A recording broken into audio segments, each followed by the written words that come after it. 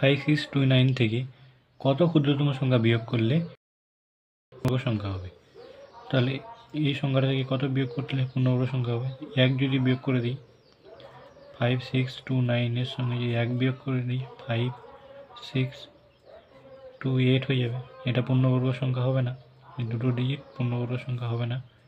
তাহলে 5629 থেকে যদি 2 বিয়োগ করে দিই তাহলে কত হচ্ছে 5627, এটাও পূর্ণবর্গ সংখ্যা হবে না।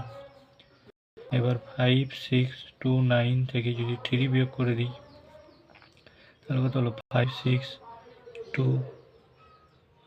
বিয়োগ করলে 6 এটাও পূর্ণবর্গ সংখ্যা হবে না।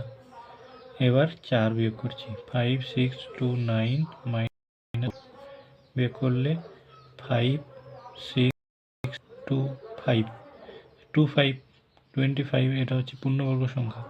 5 এর স্কোয়ার 25, ঠিক আছে? তাহলে হয়ে যাবে অপশান ডি।